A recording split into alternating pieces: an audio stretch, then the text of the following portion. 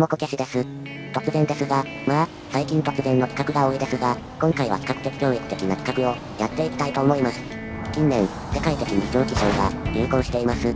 特に今の季節の日本では水害や台風が出現しては各地を荒らし回っています。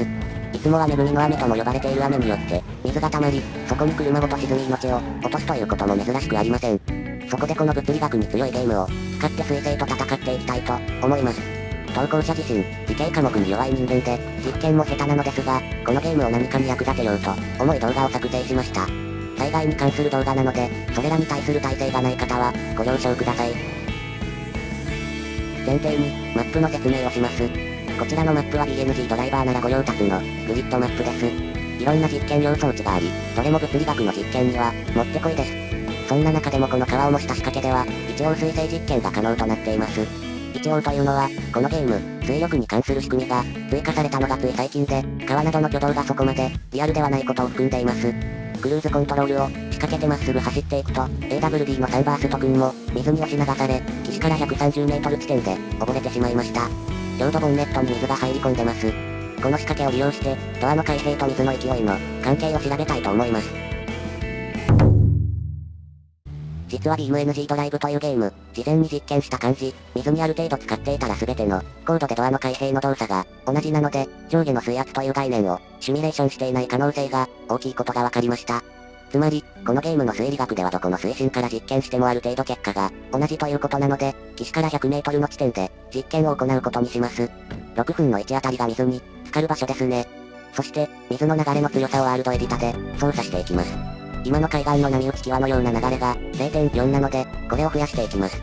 一応車内には純正3点シートベルトを装着したダミー君を配備しています。まずは、何も水流がない状態で実験します。水が流れているのはグラフィックの影響で、計算上は流れていません。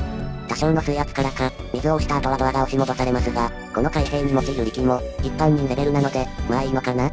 続いて 0.4。海岸の波打ち際レベルの水流です。波に押される側は押し戻され、流される側は思いっきり開通されてます。これ、水流を強くしすぎると、ドアのアキレス腱が切れそうで、怖いですね。それではこれの2倍の強さにしてみましょう。小上明さんのみそじ岬が、似合いそうな水流の強さです。ザキ、スタの知識は、あまりないですがコーナーの曲はみんな好きです。冗談はこれほどに、意外と流される側のドアは頑丈なものですね。つなぎ目が切れて西切断しちゃうかと、思いましたが。ですが、押される側は抵抗虚しく、速攻で波に飲み込まれています。悲しい。次は3倍で。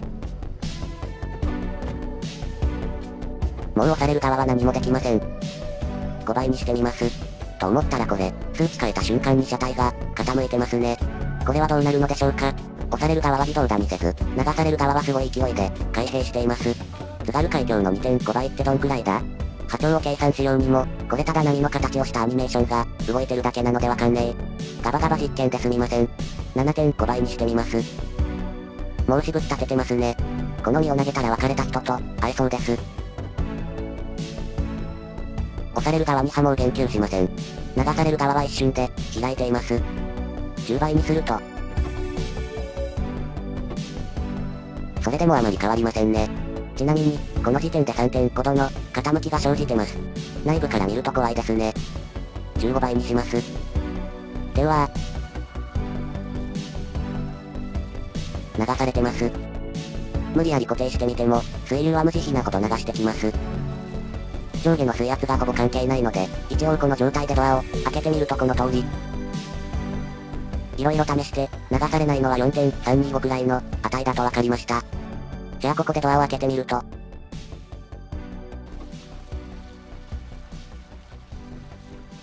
ダメだこや。もういっそのこと100倍にして。